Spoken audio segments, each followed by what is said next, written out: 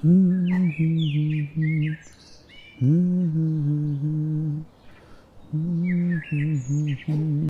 আজকে পুরো 5 বছর পর শহর থেকে গ্রামে আমাদের বাড়িতে যাচ্ছি। শহর থেকে বেশ খানিকটা দূর গ্রামে আমাদের বাড়ি।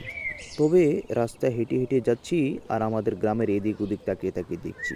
এই 5 বছরে আমাদের গ্রামটা পুরোই যেন একদম আলাদা হয়ে গিয়েছে। রাস্তায় যাওয়ার সময় আমার এক বন্ধু রবিনের সঙ্গে দেখা হয়েছে। যাক, ভালোই হলো তোর সঙ্গে দেখা হয়। এখন বল, কেমন আছিস তুই? কি কাম করিস? কোথায় থাকিস? তোর যেন খবরই পাচ্ছি না। আরে অভি, এতদিন পর গ্রামে ফিরলি। আমাদের গ্রাম যেন একদমই ভুলেই গিয়েছিস তুই। বল, কি খবর? তুই কেমন আছিস? আরে হ্যাঁ, যেমন আশীর্বাদ করিস ঠিক তেমনই তো থাকবো। আর তোদের আশীর্বাদে ভালোই আছি। আর তুই বল, তুই কেমন আছিস? আর আমিও তোদের আশীর্বাদে ভালোই আছি। এবার বল, গ্রামে এতদিন পর ঠিক কি মনে করে ফিরলি?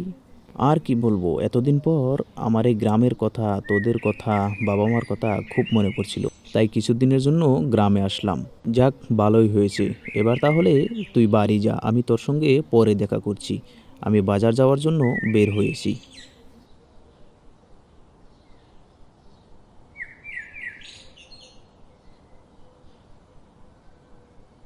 শহর থেকে আমাদের বাড়ি বেশ খানিকটা দূরে থাকার জন্য হাঁটতে হাঁটতে আমার পা দুটো বিষ হয়ে গিয়েছে। ভাবছি অল্প যদি কোথাও বিশ্রাম নেওয়া যেত তাহলে শরীরটা বেশ ভালোই হতো।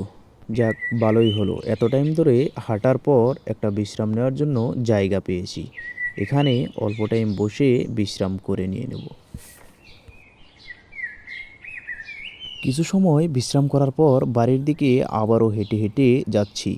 অবশেষে বেশ খানিক রাস্তা হেঁটে আসার পর আমাদের বাড়ি পেয়ে গেছি। বাড়ি এসে দেখি বাবা খাটে শুয়ে আছে।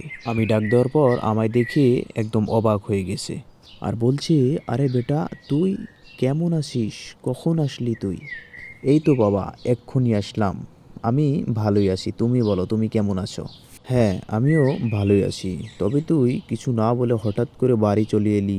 আর বলো না, কয়েকদিন ধরে তোমাদের কথা খুব মনে পড়ছিল, তাই বললাম ঘুরে আসি।